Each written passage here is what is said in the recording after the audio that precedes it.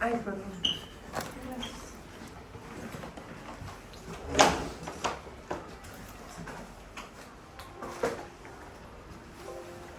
Ya, a ver chicos, hoy vamos a ver miopatías y un poco los demás temitas chiquitos. A ver, ¿alguien pásame a leer esta resonancia?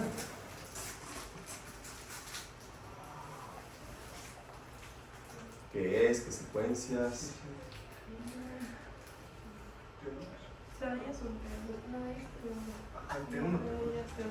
¿Ya? ¿Cuál es falta? ¿Cuál? ¿Qué parte del cuerpo? ¿Cuánto lo más básico? No, ni más sobre el sacro, ¿no? Pelvis. Y coronal, sagital, axial. Coronal. De acuerdo. Lo que quiero con esta imagen es que vean sobre todo, como hacen miopatías, cómo se ve el músculo normal. Entonces, fíjense que el músculo normal en las dos secuencias, aunque son totalmente diferentes, es bastante parecido. Quizá es un poco más hipointenso en la secuencia T2 con saturación de la grasa que en la secuencia T1 sin saturación de la grasa, pero en general el músculo es bastante similar, ¿de acuerdo? Y esto es lo normal, es lo que tenemos que ver normalmente. Bueno, sí podemos ver de vez en cuando entre los grupos musculares y en el propio músculo unas pequeñas láminas que son de grasa, de septos y de fascia. También podemos ver a la vez también un poquito de vasos que pueden hacer que las imágenes de saturación de la grasa sean también hiperintensas, pero en general el músculo tiene que ser hipointenso en cualquier secuencia y tiene que tener un buen volumen, ¿de acuerdo? ¿Qué pasa con esta imagen? No les voy a pedir que me digan qué parte es. Esto es un corte sagital del hombro. Estamos viendo la escápula y estamos viendo alrededor los músculos del manguito rotador, ¿de acuerdo?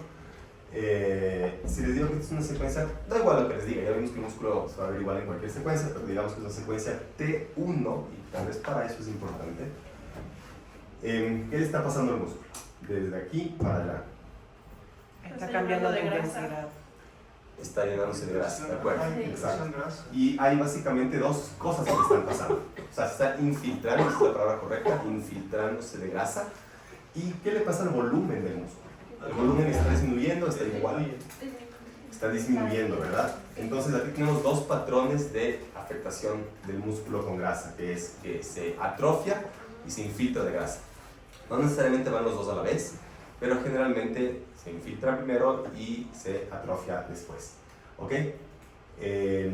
Este patrón de enfermedad del músculo es un patrón crónico, ¿de acuerdo? Es cuando cualquier enfermedad de las que vamos a ver llega a un estadio crónico o se detecta en un periodo tardío de la enfermedad. Bueno, aquí es un poco lo mismo, básicamente los músculos paravertebrales de la columna lumbar, ¿sí? Donde se empieza a infiltrar de grasa y quizá también un poquito a atrofiar, pero en este caso en particular lo de la atrofia no es tan importante si se fijan. Ven cómo se va infiltrando cada vez más de grasa, pero el volumen del músculo realmente no ha cambiado mucho. Bueno, solamente se está infiltrando de grasa, desde algo leve hasta algo ya muy severo, lleno de grasa tanto que se parece a la grasa del tejido celular subcutáneo, en las partes del músculo. Y en cambio aquí tenemos otro patrón de enfermedad del músculo. ¿Alguien quiere pasar a leer esta imagen? Quizá primero esta. ¿Qué creen que es? Vamos despacito, es una resonancia. ¿De qué parte del cuerpo y en qué secuencia estamos viendo? Parece cuádriceps. Ajá, muslo, está bien. ¿Y en qué secuencia, en qué corte, en qué tipo de coronal? Transversal. Se dice axial, pero es verdad, transversal. ¿Okay? Entonces, en la imagen de esta pierna que es de izquierda, ¿sí?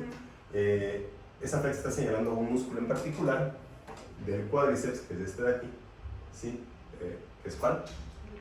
El recto femoral. Y en cambio, en la otra pierna, en el otro muslo, perdón, que es el muslo derecho, estamos viendo el mismo músculo del otro lado, pero algo le pasa. ¿Qué le sucede a ese músculo? El de acá. Inflamación.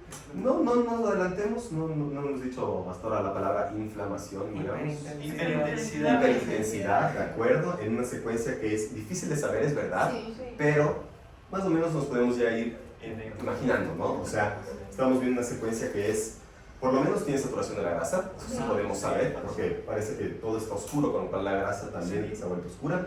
¿Y qué les parece? Ajá, estas imágenes, Lo vascular está realzado. lo vascular está realzado, no es la palabra, porque realce solamente es cuando ponemos contraste. Y no les he mostrado hasta ahora casi imágenes con contraste. Entonces, realce no es la palabra. Son estructuras tubulares hiperintensas en una secuencia de saturación de la grasa. Parece que son normales, con lo cual están en los dos lados de forma simétrica, son vasos, la sangre es líquida, son secuencias T2. Si una secuencia es T2, lo hiperintenso que se vea es líquido. El edema es líquido. Entonces, lo que estamos viendo es que ese músculo recto femoral está edematoso, ¿de acuerdo? Esto, el edema, es en cambio la fase aguda de las enfermedades musculares, ¿de acuerdo? Sea la que sea. Pero hay dos patrones de edema. Así como había dos patrones de afectación grasa del músculo, hay dos patrones de edema. ¿Qué pasa con este edema de aquí, de este recto femoral? Esto es un poco lo mismo, ¿sí? Una secuencia T2, saturación de la grasa de los músculos, versus este edema de acá, que en cambio es también del músculo, pero es un poco más abajo. Estamos viendo la parte posterior, que son los músculos que, la parte posterior del músculo. Se retraen, se contraen. Así. O sea, al que le guste cualquier deporte o ha oído en fútbol alguna vez en su vida, ha oído esta palabra. Los músculos. No. Yo sé que no es ese músculo. No, ese no son los bíceps femorales y esas cosas. Chicos de anatomía básica. Esto Semitendinoso. sabe Bonafont. Son los isquiotibiales. Los sí. Isquios no es nada. Isquiotibiales. Bueno, entonces, anatomía, chicos, si no, complicado. ¿Qué diferente es este edema versus este edema de aquí? ¿Qué les parece que es diferente? ¿En qué se diferencian tal vez? El que es periférico. ¿Cuál es periférico? El El de abajo es periférico, ¿verdad? ¿De acuerdo? Y en cambio está acá es como Es difuso. infiltrado. difuso central, más central, ¿no? No es que está todo el músculo. Pero bueno, sí, se parece más esto a este, ¿verdad? Ajá. Que a este. Sí. ¿De acuerdo?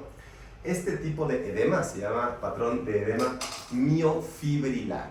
Bastante obvio, mio, no haría ni falta decir, pero bueno, así se dice, miofibrilar, son las fibras musculares que están edematosas. El otro, en cambio, el de abajo se llama edema miofascial, porque lo que separa a un músculo del otro, ¿sí? Son fascias, ¿sí? Tienes el epimicio, tienes todo eso, son al final fascias. No es fibras musculares que están bien aquí, sino es la fascia del músculo que está separándolo de los otros. Bueno, son dos patrones diferentes. Cuando hablamos de miopatías, chicos, ustedes van a ver, o sea, conmigo ahorita, las miopatías inflamatorias idiopáticas. Pésimo nombre porque no son ni todas inflamatorias ni son idiopáticas, pero son básicamente las adquiridas, me gusta a mí mejor llamarlas. Son adquiridas y son del adulto, por lo tanto. Bueno, hay un montón de otras miopatías que no van a ver conmigo, que son las hereditarias o congénitas, que le pasamos bien a los niños, se les sabe el nombre de un par, las típicas, como la de Duchenne, esas son del niño, no vamos a hablar ahora, ¿ya? Y dentro de estas inflamatorias idiopáticas tenemos básicamente algunos grupos, tres como grupos que se pueden medio, si quieres, medio agrupar, no necesariamente, pero bueno. Todas en general se van a aparecer en los patrones de afectación que ya vimos, pero nos van a diferenciar la clínica sobre todo, la localización, ¿sí? Y cuál patrón nos encontremos, y algunos detalles chiquitos entre una y la otra. Bueno, vamos a ver primero este grupo de enfermedad que es como, si entiendes entiendes como que los demás, porque es como además un poco más común quizás, no necesariamente, pero tenemos lo que es la polimiositis / dermatomiositis, porque al fin y al cabo son la misma enfermedad, solo se diferencian porque la dermatomiositis, es como si ya vieron, lo van a ver, tiene esta cosa que se llama ¿qué? Rayo neutrón, ¿de acuerdo? La polimiositis es lo mismo, pero no tiene, en pocas. ¿Sí? Muy típico de pacientes mujeres y es una enfermedad muy paraneoplásica. Es un síndrome paraneoplásico, básicamente. ¿De acuerdo? Entonces, generalmente son pacientes con cáncer, no necesariamente, pero muchas veces. ¿Cómo se va a ver? A ver, bueno, dijimos que son mujeres, generalmente son pacientes adultos mayores, pero no necesariamente muy mayores, no suelen ser pacientes de 80 años, algo así, ¿ok? Y generalmente, como les digo, muy paraneoplásica. Tienen edema, ¿sí? Esta es la forma más fácil de encontrarse esta patología y sobre todo, y en general de todas las que vamos a ver, y por eso les he estado yo poniendo ejemplos de los muslos, las partes que más afectan el cuerpo son los muslos en estas miopatías. En general la cintura pelviana y los muslos. La otra zona importante donde se suelen afectar las enfermedades, menos frecuente, y ya vamos a ver algunos ejemplos, es la otra cintura, la cintura escapular, o sea, los músculos de acá arriba. Bueno, y el edema en estos pacientes generalmente, y sobre todo cuando tienen la afectación dermatológica, es miofacial. ¿Okay? Miren cómo es diferente este edema en los músculos. Está separando los músculos entre ellos. ¿Sí? No es como el primer edema que vimos que era en el músculo, obviamente un poquito también, pero sobre todo es alrededor de. Se afectan las fascias, es edema miofacial.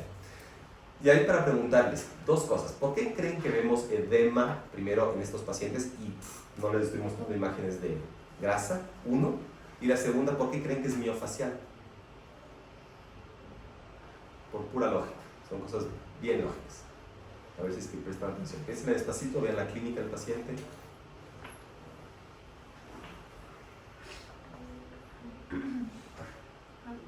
Es que yo estoy confundido un poquito porque, por ejemplo, en la dermatomiositis se habla de una inflamación perifacial, que es lo que se ve, y en la dermatomiositis es endo. Ajá. Ya temas histológicos y estas cosas seguramente No no está me muy meto. relacionado. Pero en imagen se va a ver un poco, casi siempre se va a ver así. Si hay este otro patrón que les pongo aquí, que es un patrón menos frecuente, que se llama edema empanal de abejas, donde casi es más bien fibrilar, ¿sí? ¿Y ven cómo es en puntitos? Sí. Pero es diferente. Este es un poco raro, les pongo como curiosidad, pero no es el que más me interesa. Este es el más frecuente. Entonces puede que tengas razón, pero no sé, histológicamente esas cosas ya ni idea. Pero no es de eso lo que les preguntaba. ¿Por qué creen que es miofacial, que sí es lo más frecuente? Pensemos cómo es un paciente con dermatomiositis. ¿Qué relación puede haber entre ese músculo y esa piel? Los vasos sanguíneos. No. Si un paciente tiene afectación de la piel, chicos, ¿qué está más cerca de la piel? ¿La fascia del músculo o el La músculo? fascia. Es fácil, es lógico. O sea, como que el músculo abajo tiene que afectarse, ¿de acuerdo? ¿Y por qué les digo que encuentras generalmente a los pacientes en fase de edema y no generalmente en fase de grasa o infiltración de la grasa? Ni les muestro ejemplos de eso. Porque primero te afecta la piel. No, Sí. no tiene nada que ver. ¿Por qué será? ¿Qué tipo de paciente? Esta es la parte clínica. ¿Qué tipo de paciente tiene esto? Ya les dije. Pacientes con No, más bien adultos mayores. Adultos, No. Cáncer. Cáncer. ¿Qué pasa con el cáncer? ¿Qué onda? Ah, se come mucho. O sea, por el. Es un estado hiperinflamatorio. No es por el. Más básico. Bien Más básico. básico. Bien de calle la respuesta. Se ponen flacos. Casi vas por ahí, o sea, así de básico, pero casi así de básicos. Sí. El paciente con cáncer generalmente es un paciente que cuando es un síndrome paraneoplásico no lo encuentras en fase de grasa, porque para que tengas grasa en tus músculos pasan años. El paciente con cáncer y con síndrome paraneoplásico son pacientes relativamente adultos, ¿ok? Es un paciente que tiene una enfermedad bastante precoz, no sueles llegar a verlos en fase crónica, porque pues, o hay fallecimiento del paciente o se cura, ¿me cachas? Pero no es que tienes tú cáncer de mama por 20 años, ¿me hago entender? Por eso no vemos la grasa en esta enfermedad generalmente, los detectamos en fase de edema. Y esto también, otra curiosidad, puede haber también como se afecta la piel, puede haber la afectación calcificante del plano subcutáneo y de la piel, pero tampoco es muy importante. Esto es un poco lo que ya les mostré. Y vamos con el otro grupo, que es la miopatía por cuerpos de inclusión. ¿Ok? La miopatía por cuerpos de inclusión, chicos, en cambio, ¿ustedes ya vieron esto? ¿Ya vieron mi video? Sí. ¿Qué grupo de gente es? Antes de que yo les pase la presentación. varones. Varones, mayores de 30, sí, de ley, pero... Mayores de 50. Sí, de ley, pero además, o sea, estos manes son gente muy mayor. Ajá, ¿Ok? 70. 70, 80, 90, por ahí. ¿Correcto? ¿Alguna otra característica clínica antes de que les mostremos acá? Que La que es distal. distal en la En mano. Distal, Sí. Y exactamente. en inferiores Próxima, proximal. inferior. Exacto, es como un poco asimétrico, ¿no? También se afecta lo que es la cintura pelviana y la cintura escapular, pero en ellos sí tienen una cosita distinta a los demás, que es los antebrazos. Esta parte de aquí, ¿ok? Y estos pacientes, de cambio, en imagen, generalmente nos los vamos a encontrar en fase de infiltración grasa, a veces llegan a atrofia grasa. ¿Por qué? Misma pregunta que en el cáncer. Porque no tienen Porque No, pero porque prolonga por mucho más tiempo. mucho tiempo. Es un señor muy mayorcito que va con estos de los 60 y tiene 80, ¿sí? Y es muy difícil de diagnosticar si es que no lo piensas mucho, porque es el típico abuelito de 80 90 años que le cuesta levantarse de la silla porque tiene débil los antebrazos y tiene débil la cintura pelviana. Y dices, ya, está viejito y no se levanta, ¿de acuerdo? Entonces no, estos pacientes tienen infiltración de la grasa, que en este caso del cuádriceps, ¿ok? Y sobre todo los flexores del antebrazo. Bueno, es como cosita más particular. Bueno, esto de acá ya no es muy mío, pero digamos también para que ustedes sepan que no es una paleoclásica en este caso, solamente es de mala suerte, pero no tienen elevación de la CK, a diferencia de algunos que ya vamos a ver que tienen elevación de la CK, y si hay este anticuerpo muy específico que podrían pedir, no sé si aquí se pide, pero bueno. Y vamos con otro grupo de enfermedad, que es la necrotizante autoinmune. Solamente con el título de la enfermedad aquí ya sí podemos decir un poco qué es lo que está pasando, ¿ok? Esta sí es autoinmune y esta sí es necrotizante. ¿Cómo creen que se ve necrosis en el músculo? ¿Cómo se les ocurre? No les he mostrado, pero ¿cómo se les ocurre?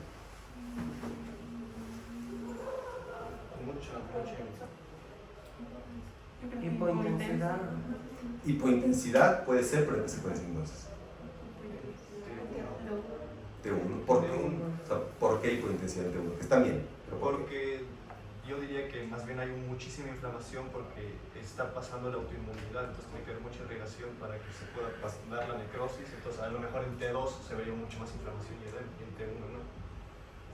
Casi, pero más básico aún, la necrosis es básicamente, ¿han visto alguna vez pus? Sí. Ya, la pus ¿qué es? ¿Es un tumor sólido o es algo líquido? Líquido. Entonces, una necrosis en estos pacientes se parece mucho a la pus, si quieres. Se va a ver muy parecido a una colección o un absceso en el músculo. Es algo líquido, como es algo líquido, vamos a encontrar una zona muy hipointensa en T1, totalmente líquida, y muy hiperintensa en T2, pero bien delimitada, porque esta sí es como un absceso. Les vas a hacer el diagnóstico diferencial de estos pacientes, un absceso en el músculo, ¿de acuerdo? Vamos a ver imágenes. Miren cómo se ve. Es una secuencia, esta es una secuencia T2, ¿sí? Donde estamos viendo que hay, ya no solamente es el edema al oeste que tiene este paciente, además en toda la cintura escapular, ¿sí? Muchísimo edema en los músculos, pero además tiene zonas ya claramente donde hay líquido loculado, concentrado, encapsulado, ¿okay? Es una necrosis, ¿ok? Y lo mismo un poco que les pasa a los pacientes con dermatomiositis, son pacientes con enfermedad muy aguda, miren lo severo que es esto, entonces no sueles llegar a detectar la fase crónica de la enfermedad. Les muestro solamente lo que es el edema. En este caso sí, es un edema miofibrilar o miofacial. ¿Cómo están estos músculos del manguito rotador? Fibrilar, todo eso, no está respetado el centro del músculo, sino que está todo eso. Y algo curioso es, no sé si ustedes han pasado por cardiología. Sí. No creo que hayan pasado por cardiología porque todos los grupos anteriores me han dicho que no han pasado por Sí, cardiología. sí me pasa. Los grupos ustedes no pasaron porque nosotros estábamos en En cardiología. Sí. Sí. Ya, entonces ya saben cuál es la complicación más frecuente de estas cosas, que son hipolipemiantes y que es, ustedes lo saben como rabdomiolisis, pero al fin y al cabo la rabdomiolisis es destrucción del músculo porque le pasa esto. ¿Ok? Y el último, que sinceramente no entiendo por qué les tenemos que dar, porque es una cosa bien reciente, bien nueva, los reumatólogos lo están aprendiendo, pero bueno, que les den. El síndrome antisintetasa. El síndrome antisintetasa es la última enfermedad de miopatías que vamos a ver y es la más reciente que se está estudiando. Y básicamente, chicos, va a ser tal cual una polimiositis o dermatomiositis por imagen. Sí, es muy parecida, ¿sí? Pero la diferencia es que también se afecta el pulmón. En pocas. O sea, si yo les mostrara esto en un paciente que no tiene el heliotropo, pero tiene tos, tienes que pensar en esta cosa. ¿De acuerdo? Y hay varios tipos de neumonías que te puede dar. Cuando hablo de neumonías, obviamente no me refiero a una infecciosa, ya saben. Pero vamos a pasar de esto. Pero el punto es que tienes que pensar también en el pulmón cuando tienes un paciente con dermatomiositis, si es que no tiene esto. Bueno, ¿claro? ¿Funcionó? ¿Sí? Ya, ahora vamos a ver, si tienen preguntas, rapidito, las otras micro tonteritas que tenemos que ver con ustedes, que están distribuidas por ahí en algunas de las clases que ya vimos. Hasta aquí, sinceramente, va a ir seguramente el examen, ¿ok? La siguiente clase lo que vamos a hacer es conocer un repaso. Bueno, Gracias.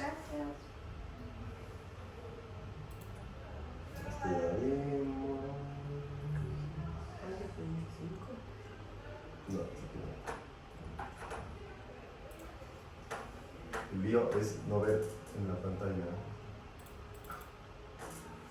Si quieres te puedo cambiar para que veas en las dos. Ya se acaba. Acá La no. próxima, empezando.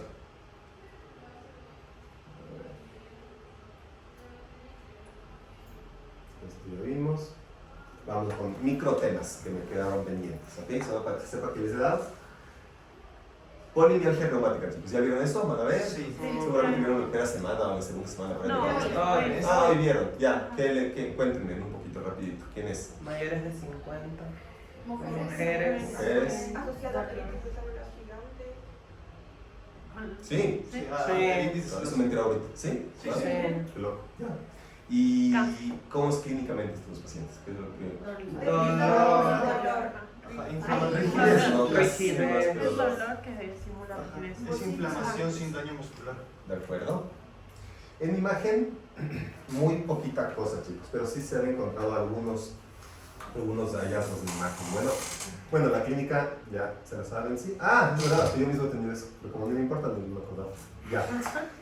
No vamos a utilizar ningún tipo de estudio de imagen tipo radiografía o tomografía, porque no afecta obviamente el hueso. Pero lo que sí nos puede, que parece que se ha visto más en estos pacientes, pero sinceramente no, es muy poco específico, porque las bursitis, la tenosinolitis del bicipital y la bursitis trocantérica son cosas súper específicas. Tienen un montón de pacientes y generalmente suelen ser asociadas a otra patología del hombro o a otra patología de la cadera, como son las tendinopatías del manguito rotador o la tendinopatía de los glúteos, que les pasa a personas especialmente mayores por la edad degenerativa.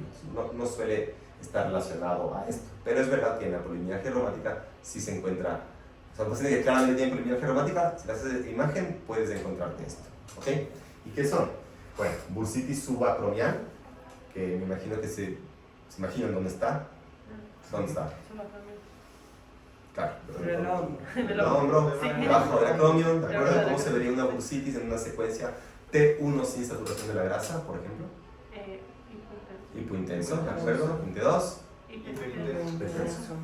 tenosinovitis bicipital, pero en el hombro. También saben ustedes que el tendón del bíceps va hasta el codo, ¿ya? Sí. Entonces, en el hombro también, tenosinovitis, ya hemos visto algunos ejemplos, ¿cómo se ve? El tendón bien, pero alrededor, la vaina distendida con líquido. Y bursitis trocantérica. Cuando me refiero a bursitis trocantérica, ¿en qué parte del cuerpo? Cadera, exacto, trocánter mayor, o sea, lateral, típico, ¿ok? Aquí tenemos imágenes, aquí está la bursitis trocantérica, es la secuencia T2, claramente con saturación de la grasa, y aquí es la bursa trocantérica, ¿de acuerdo? Aquí es el tendón del bíceps en el hombro, distendido con líquido, y aquí es la bursa subacromial, que está sobre el manguito rotador, ¿sí? Debajo del acromion. Bueno, pero todo esto, como les digo, es súper inespecífico. Esto lo vemos un montón en pacientes por cualquier otra razón, generalmente pacientes adultos, que tienen alguna otra patología asociada. Bueno, síndrome de Sjögren, chicos. Bueno, ya les puse, ya la clínica está dada, pero si ya lo vieron un poquito, ya saben cómo se llaman algunas de estas manifestaciones. Que es la conjuntivitis. No. No. No es queratoconjuntivitis, no es una Era conjuntivitis. serostomía. Serostomía. ¿Y qué estamos hablando en la última imagen? Inflamación de la pata. Inflamación de la parótida, ¿de acuerdo? Agrandamiento de la parótida, clínicamente, ¿de acuerdo? Generalmente son pacientes mujeres, ¿sí? Y lo que se va a ver en imagen, aunque tampoco podemos estudiar mucho, obviamente lo de los ojos y la sequedad no se estudia con imagen, pero lo que es las glándulas salivares en general, la parótida sí va a ser la más grande, sí lo podemos estudiar. ¿Y cómo se va a ver en imagen? Se va a ver como un agrandamiento de unas pequeñas áreas quísticas dentro de las glándulas salivares. Entonces miren cómo esto es una ecografía normal de la parótida, ¿sí? Que se va a ver, es difícil que entiendan, si no es una ecografía, si les pongo una foto no tiene sentido, bueno, pero así sería más o menos una parótida normal, hiperecogénica, ¿de acuerdo? Versus una parótida anormal con síndrome de Sjögren, ¿sí? Sjögren, o sea, y tiene un montón de cavidades quísticas. Esto sería una parótida agrandada, está bien, pero normal en resonancia magnética en una secuencia T2 sin saturación, no, con saturación de la grasa axial del cuello, ¿sí? Estamos viendo la mandíbula, bueno, aquí es el medio espinal, una vértebra, esta es la parótida, miren cómo se ve cuando tienes esta enfermedad. Espacios quísticos y agrandamiento de la glándula. Bueno, y eso en cualquier glándula salivar en general. Lupus, chicos.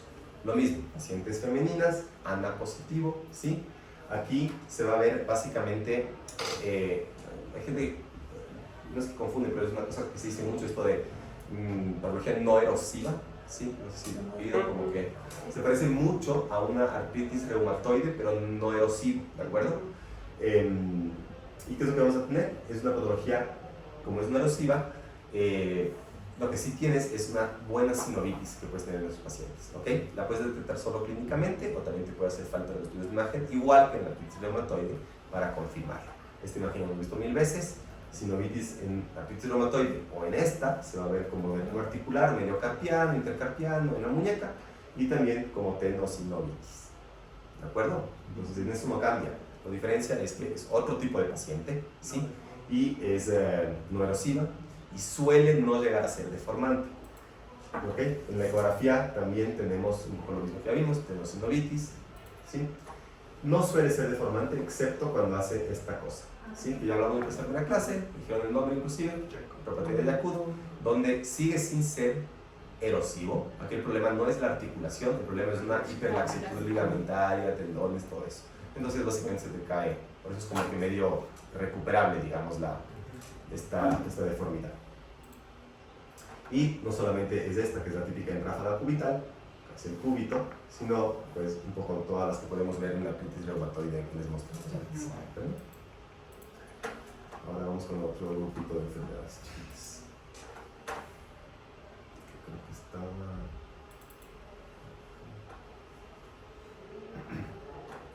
¿Están dudas, chicos? ¿No? Seguimos en este microgrupo heterogéneo de enfermedades autoinmunes. La otra es la esclerosis sistémica, ¿sí? Que básicamente es una enfermedad que se asocia mucho, pero no necesariamente tiene que tener lo que es el síndrome de CREST, que me imagino que ya lo saben, aquí está también escrito, ¿sí? Y en imagen del síndrome de CREST vamos a poder estudiar solamente algunas cosas de ese síndrome de CREST. No todos tienen síndrome de CREST, por si acaso, ¿no? O sea, no todas las esclerosis tienen el síndrome de CREST, ¿sí? También se puede asociar a otra cosa que es el lupus, ¿sí? Puedes tener un síndrome mixto. ¿Y qué es lo que podríamos estudiar nosotros del síndrome de CREST, digamos? Podemos estudiar la calcinosis, que a veces no se ve en la piel, sino que se ven los tejidos blandos superficiales, plano subcutáneo, todo lo que es, por ejemplo, alrededor de los pulpejos, ¿sí? Se puede ver un montón de calcificación, ¿sí? Lo vamos a estudiar con radiografía, porque son al fin y al cabo es algo parecido a hueso, ¿sí? El fenómeno de Raynaud no lo vamos a poder estudiar por imagen, ¿sí? Y tampoco las telangiectasias, que son cosas cutáneas, ¿ok? Tan antiguo y malo el síndrome de CREST que en su momento se pensaba que era diferente la calcinosis que la esclerodactilia, y al fin y al cabo es calcinosis en el dedo, es esclerodactilia, con lo tal, bueno, muy antiguo esto. Y lo que sí podemos estudiar con imagen es la dismotilidad esofágica. Un montón de tipos de dismotilidad esofágica puedes tener estenosis, puedes tener acalasia, puedes tener lo contrario de la estenosis, un montón de cosas, ¿sí? Eso lo estudiamos con esófago grande, ¿de acuerdo? Y se afecta, eso es muy común en estos pacientes, hasta el 80% llegan a tener este tipo de afectación. Bueno, y lo que no es parte del síndrome CREST y que te puede dar esclerosis sistémica sin CREST es la afectación del pulmón. Al fin y al cabo es la más importante porque puede llegar a ser la más grave de la que estos pacientes pueden llegar a morir, ¿sí? Y básicamente, ¿qué tipo de patología del pulmón? Un montón, o sea, puede haber un montón de enfermedades, no me interesa que vean un patrón específico, ¿sí? Pero que sepan simplemente que si tienes un paciente con todo esto y tienes un tórax donde no está negro el pulmón, sino está blanco, entonces mala cosa, ¿de acuerdo?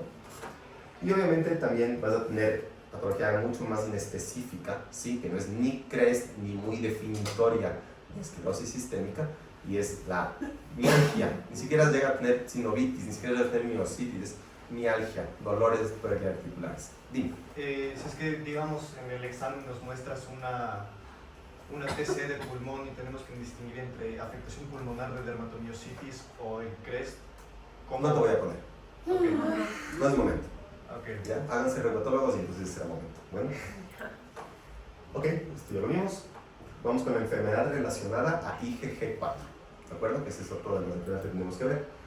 Esta vaina tiene un montón de expresiones del cuerpo. Un millón, básicamente. Bueno, hay una serie de criterios, que son los de Japón, que ustedes habrán visto, cómo diagnosticar esta enfermedad. No, vamos a ver. Bueno, tomen la foto. Esto es imagen, no me interesa mucho, pero ahora la foto si no pasaron por ahí. Pero básicamente los dos órganos que más se afectan en esta enfermedad, o que no es que más se afectan, pero que son más importantes de detectar por su gravedad del uno y porque puede ser bastante específico el otro para diagnosticar esto, son la afectación abdominal y la afectación en el cuello y la cara en general de glándulas. Al fin y al cabo, la enfermedad por IgG4, chicos, es una afectación autoinmune de cualquier glándula del cuerpo. ¿Ok? Y en el abdomen, básicamente, la glándula que más afecta y más importante es el páncreas. ¿De acuerdo? Entonces, esto es una imagen de tomografía, esto es una imagen de resonancia magnética, cortes axiales con contraste en la fase venosa portal, tal vez esto ya lo han visto ustedes, más o menos, no sé. Y estamos viendo el centro del abdomen, donde tenemos aquí, encima de este eje venoso esplenoportal, que es esta vena que está aquí. Justo por encima tenemos esta estructura alargada, que es el páncreas, ¿de acuerdo? Y esto sería un páncreas normal. Mientras que una pancreatitis de este tipo, de IgG4, digamos, autoinmune, se va a ver como un agrandamiento del páncreas, se va a ver como una hipodensidad del páncreas, porque como siempre se va a llenar de edema. El edema es el símbolo de cualquier enfermedad del mundo. Entonces vas a tener edema, es un páncreas edematoso, y el edema o líquido en una tomografía, ¿cómo se ve? En tomografía. Hipo. Imagínate la vejiga, ¿cómo se ve? Hipo, ¿intenso o hipodensa? Denso. Hipodenso. Entonces tenemos un páncreas edematoso hipodenso, e inclusive ya con láminas de líquido alrededor. Está aquí, está aquí, está aquí. ¿De acuerdo? Lo mismo un poco en la resonancia. Vas a ver lo mismo. Vas a tener un páncreas que va a ser un páncreas engrosado. En esta secuencia, por ejemplo, tenemos una secuencia que es ¿qué? Uno, ¿verdad? Estamos en el líquido esclerorretídeo hipointenso. Entonces, líquido será hipointenso. Aquí está rodeando, y eso se parece a este, ¿no? Rodeando el páncreas. Como se ve, líquido hipointenso en esta secuencia. ¿De acuerdo? La otra zona glandular, si quieres, que se afecta en estos pacientes es lo que es la vía biliar, el árbol biliar de estos pacientes. El hígado, generalmente, o también extrahepático. Y aquí tenemos lo que es la colangitis esclerosante. ¿Ok? Perdón.